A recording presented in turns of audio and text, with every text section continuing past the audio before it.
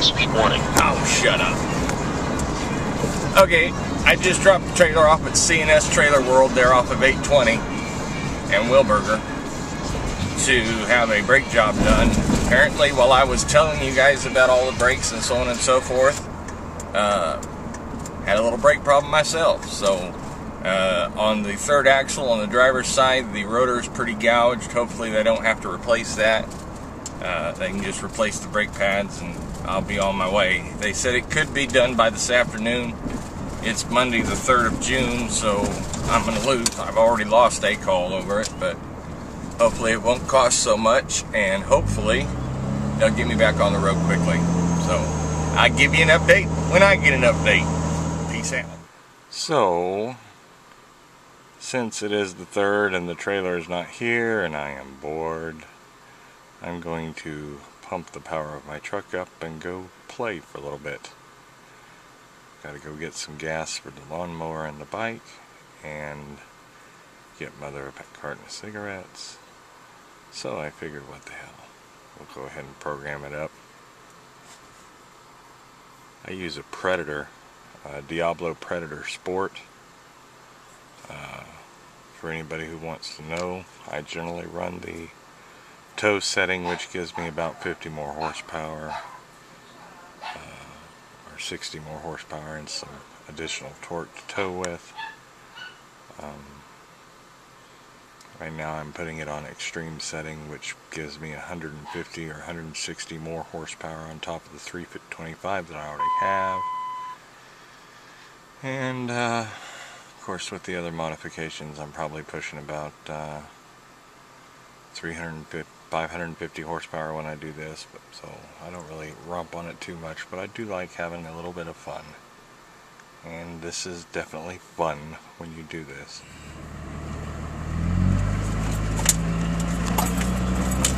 Let's see.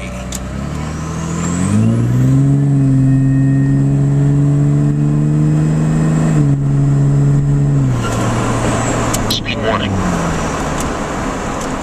That was way too fast.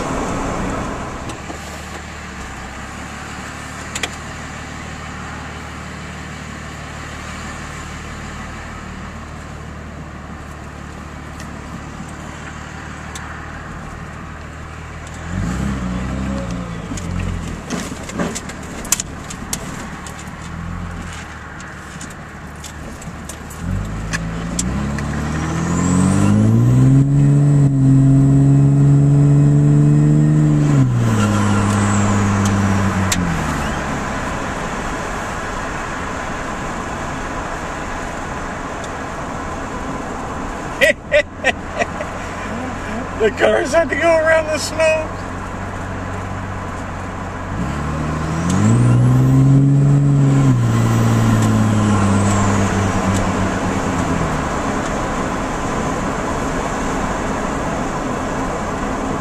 I'm about 7 ways pissed right now. Dude at CW just called me. He said they pulled the tire off the tires off the trailer, and the brake pad that I had replaced by Nationwide Trailers down there in Houston was put in backwards. I'm on my way right now to take pictures and see if that's the deal, and if that's the deal, I just got off the phone with Nationwide, and I told them if that's the deal, I want it bugged taken care of today. I said I'm out of service and this is crap. Nationwide Trailers down there in what the fuck is it, Houston. I spent $1,700 to put new calipers, or to put new rotors, new brake pads, and 1 new caliper on that trailer not 4 fucking months ago, and everything was doing great and everything, and then all of a sudden the brake fluid started to drop. This guy here at CW tells me that the caliper's leaking because it got overheated, obviously. Metal on metal, because the brake pad was put in backwards. So, yeah, I'm a little bit upset. I'm going to calm. I'm going to digress. I'm going to get over there and see if that's really what's happening. And I've already made contact with Nationwide, and I told them if this is the problem, boy, they're gonna take care of it. They're gonna fucking take care of it, because that's... You got a flashlight? They did. They put that fucking thing in backwards, and look how thin that is.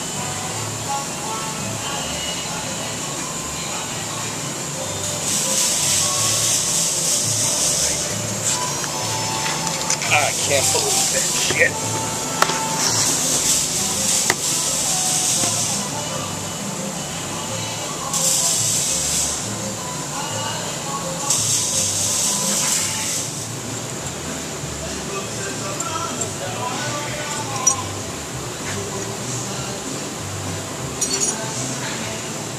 Something else, isn't it? I just saw my safety. I don't believe it. I would never do business with that fucker down there.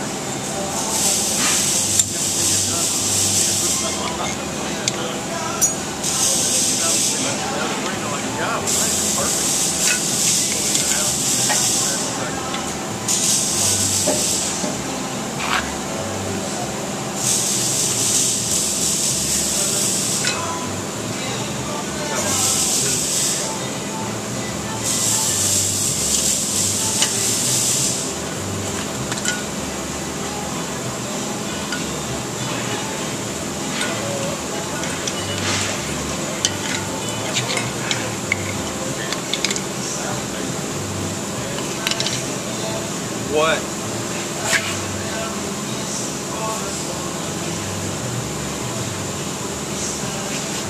I've already chewed their ass. I called them already. Yeah, you can tell the counter's right on the pad. Yep. Did you see your thickness of your... Yeah. Here? Yeah, I saw that. I try to be so damn safety conscious. And you know, this is DOT week. For that 72 hours of hell, they would have fucking nailed me on that shit.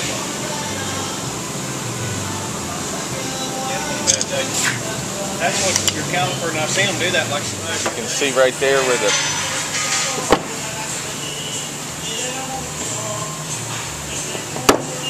Motherfuckers. Okay, I just got off the phone with Thomas from Nationwide, and what they're going to be doing is overnighting the parts to CNS. Actually, it's not CNS or CW anymore. It's called Longhorn Trailers or something. They changed their name. Anyway, they're going to overnight the parts up there. They're covering everything. They said they were extremely sorry. They understand the safety concerns that I have personally, and that they would make sure that the person who did this is dealt with. That means they lose their job. I guess that would be the second person I've gotten fired since I've been doing this. I don't know. But they did say that in all the years that they've been doing this, this is only the second time it's happened. I think one time is too many times, but you know, people are people, and mistakes are going to happen. I did lose the second call today. Cletus called me, and so now I'm down about 1,200. And then tomorrow, depending on how long it's going to take him to get it fixed, will depend on if I catch another call or lose another call. So I'm estimating about $1,800 in loss from lost revenue on calls, in addition to time down, which, when I think about it, it's not really such a bad thing, because this is DOT Hell Week, and so I'm missing the first 36 hours, which is okay for me, honestly.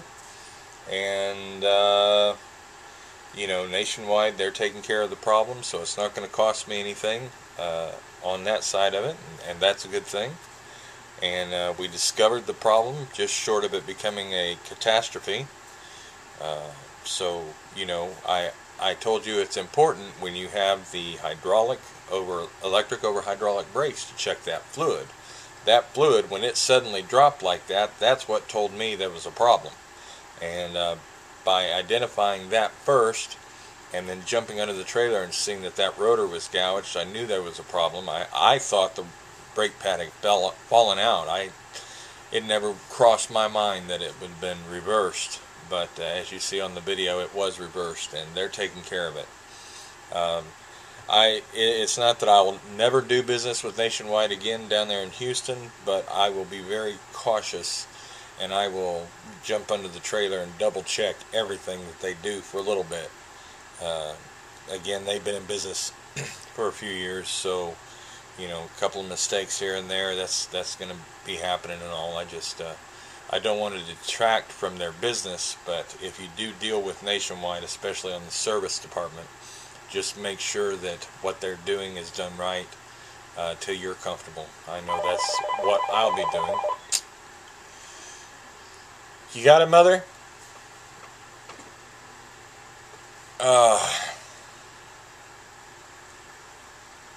So, on the other side of things, starting next week, we're going to be doing oversized hauls for LGS down to Pharr, Texas.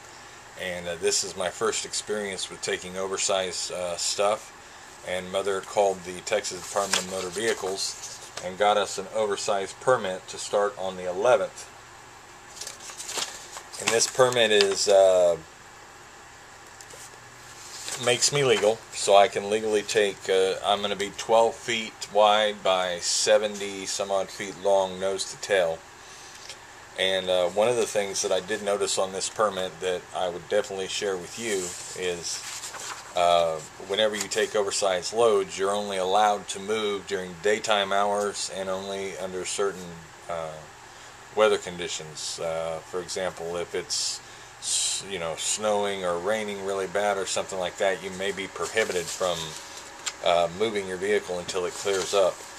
On the second page of this permit is curfew restrictions of the different towns and so on and so forth in Texas, and these curfew restrictions need to be obeyed, because if they're not, you'll get a ticket for it. This needs to go in with your registration of your vehicle, so that way it's not if DOT is going to pull me over when I take this oversized load. I already know they are, because they're going to make sure I have this. They see my registration, and then they see this, and they know I'm legal. So I guess we'll get more into that next week if we start hauling these things next week. The project's supposed to kick off on the 10th. So, you know, we're kind of assuming that we'll be loading up somewhere between the 11th and the 12th. This is good for 30 days. We did a 30-day permit, and it was a cost of $121. And that covers me for 30 full days. We're going to pass that cost on to the customer, though, of course, because we're moving their product. And then in 30 days, if I need to renew it again, it'll be another $121, and then we'll just go from there. But okay, that's all I got for now. We are down sitting at the house again. Not a bad thing, because it's a DOT hell week. We can let all the other drivers out there deal with DOT. Alrighty, first call of the week. It is now Thursday. I didn't get off yesterday because there was didn't get the trailer back till late. And then this morning we had to run to Weatherford and get a light. Right on West W Lane. So I'm on my way to Lenox now. I have no idea where I'm going. He hasn't told me. He just want to know when you're going to be here, and I told him 11:30. So we're on our way to Lenox, and then we get to find out where we're going, and at least we get one call this week, right? Better than no calls right at all. West W Lane. Of course, today is the last day of the 72-hour push, so I'm fully expecting to get stopped sometime today and inspected.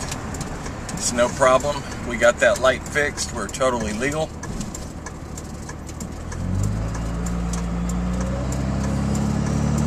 So, there we go. That's what's happening.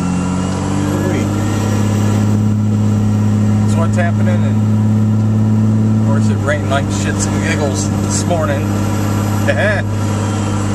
So the truck is leaking a little bit. That's okay. Alrighty then. 1/2 mile, turn left on FM 157. 121 here at HEB. You gotta love it.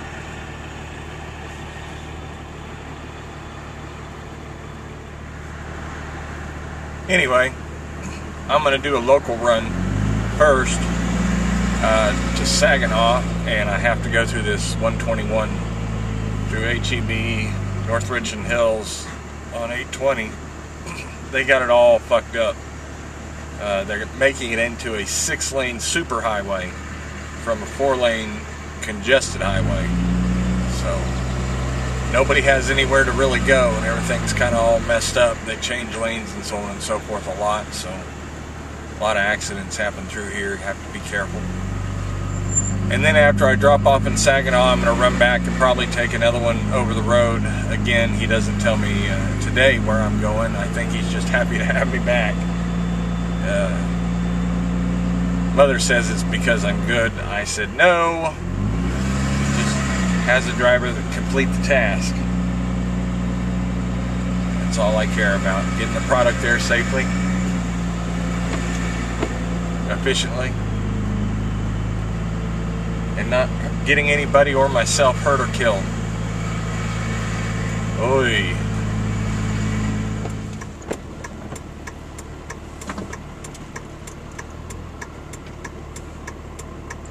Are you gonna let me in?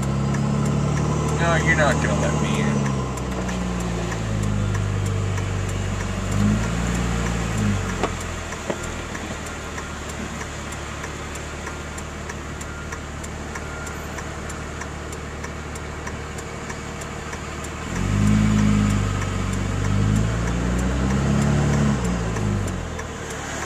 Really? Crack.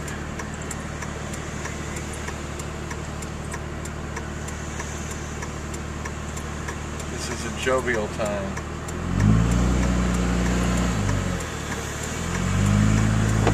Thank you.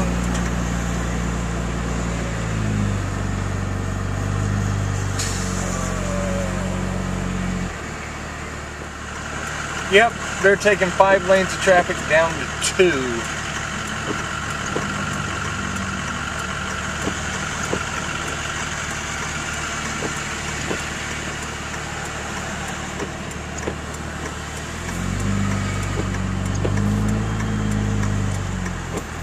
Thank you very much, Mr. Nissan. There's a Progressive.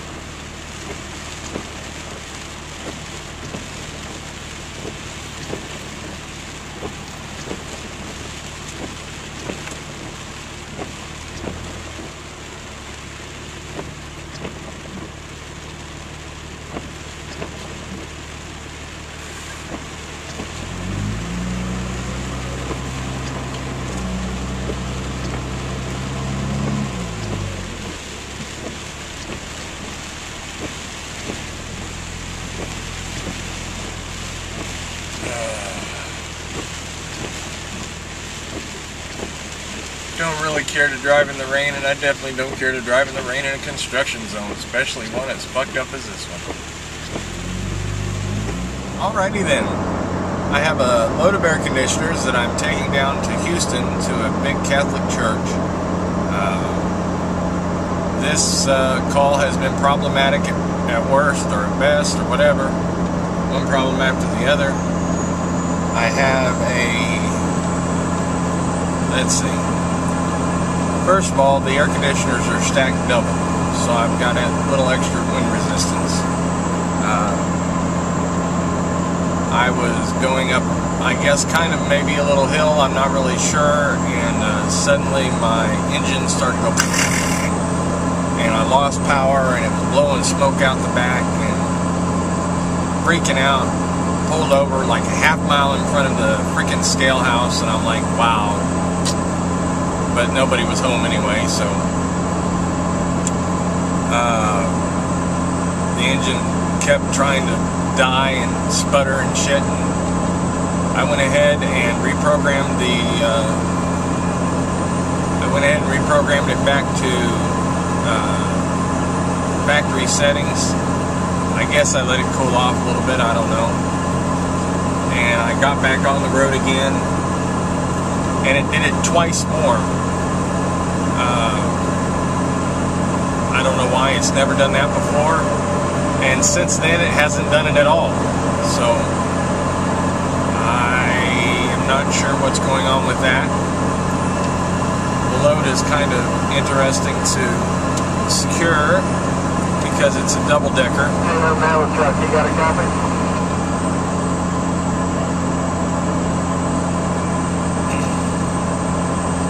Anyway, the air conditioners are stacked double. I took a picture and put it on Facebook already. I'm going to have to put it on the L&D page. It took me about 2 hours to secure everything on it. I had to use the big tarp, and then trying to get the things thrown up over and secure good enough to hold it on. Let's see, what else? So while I was going to make another stop so I could do a safety inspection, remember, you wouldn't know, or maybe you would, shit, I don't know.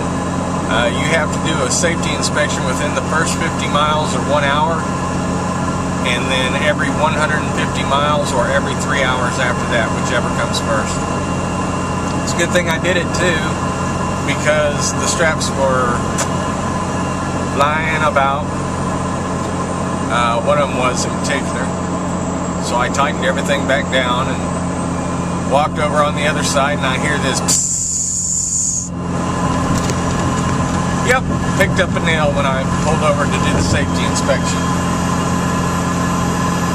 And so I tried to pick up the trailer with the cargo.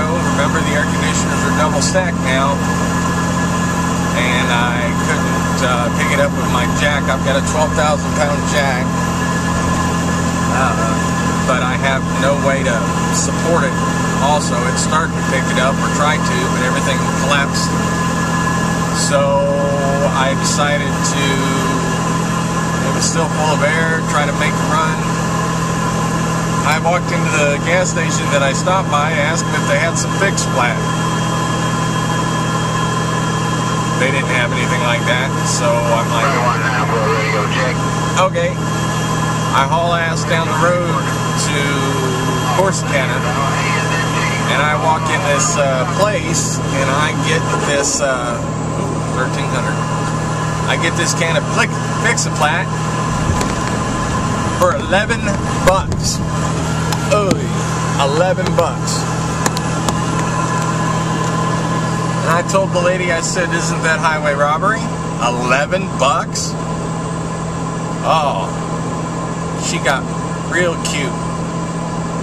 And then they didn't have an air chuck, so even if I used the Fix-A-Flat, I couldn't fill up the air in the tire. So I paid her 11 bucks with her little smart mouth, and I walked out, and I put it on the truck, on the trailer, and then I started to hightail it again. Got down here to Fairfield, where I stopped at the Love Station, and over the PA they go, we can't accept any credit cards, cash only. Okay.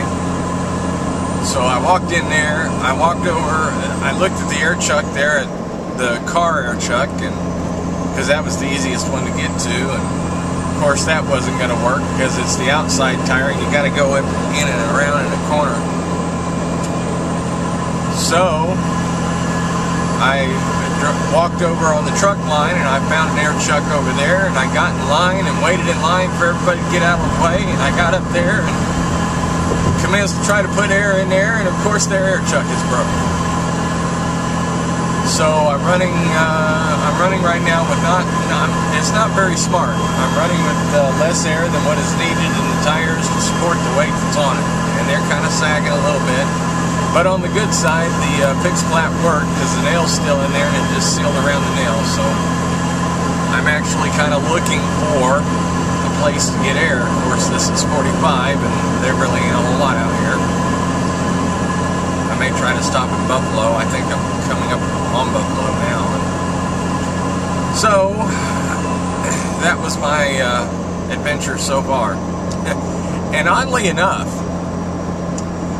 where I parked the truck to put the air conditioners on, the forklift driver said, you know, that's a bad spot. That's where you broke down before, when I busted the transmission hose and I bled out all over the ground. And I'm like, yeah, but it's okay. It ain't okay. Apparently the shit is following me. But, you know, we should get there maybe 11:30 or so tonight, and I'm assuming it's a crane. I wasn't told it was a crane, but on the paperwork it says crane at 8 a.m. on today's date, on the 6th. So I'm assuming it's a crane for 8 a.m. tomorrow. Again, communication sometimes just isn't where it needs to be. Another thing on paperwork, I did a local run with ACs, and I wasn't paying attention to my paperwork again because I was, you know, just ecstatic to get a call once I got the trailer back up, and I zipped over to Saginaw and dropped the one, and I was going to drop it all, and then I looked at the paperwork, and the other call, the first drop, was actually in Carrollton. So I'm like, well, fuck me. So I had to drive all the way back through 121, all that garbage traffic, and I delivered that one, and then I went back over there to Dallas, and I got some more. And here I am on the road going to Houston and having just a little bit of problems. Stress is inevitable.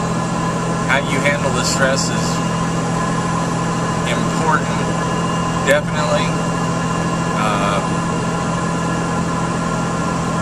I'll be real fucking honest with you. Sometimes I don't handle the stress very well. I get real angry. I get frustrated. My poor little wife, she has to listen to an earful. As a matter of fact, she started to, after it was all over and she needed to go walk the dog, she started to tear up a little bit, and she just said, I'm sorry you're having such a terrible trip. That's okay, Mama. So what we got going on Monday coming up is an oversized load that we're going to take to VAR. And I got to be real honest with you, I'm very nervous about that. And I'm nervous about that because it's 12 foot wide. And I'm looking at the trailer right now, which is 8.5 foot wide, and I've got the poopy because of the tarp. The air is kind of poofing it out. So 8.5, 9.5, 10.5, maybe 10 feet or so. 9.5, 10 feet is what I'm looking at. I'm going, holy crap. And this is going to be 12 feet, and I got to take it 500 and some odd miles. So I talked to Mother about it. Yes, I'm a little bit nervous about it. I can do it. I know I can do it. It'll be my first time, I'll tell you that. I've never taken an oversized load before. I tried to stay away from that stuff, but, you know, this contract would... They actually sought us out a few months ago and commented on the good customer service and everything that we provide. And so, I mean, what am I supposed to do? Turn it down? They only have 2 trucks, a big truck and a little truck, me. So I'm trying to help out. This is a big project they got going on down in Freer. It's going to be 30 plus truckloads over 10 weeks. And hopefully we get all the 12s out of the way pretty damn quickly so we can go smaller. Alright, that's my rambling for now. We're just north of Buffalo on 45, 143 miles away from our destination. Hoping that tire holds out until I get some fracking air in there. You know, I got a spare tire, but I can't jack it up because there's too much weight on the back. Shit happens, what can I say? Alright. Peace out. Talk to you.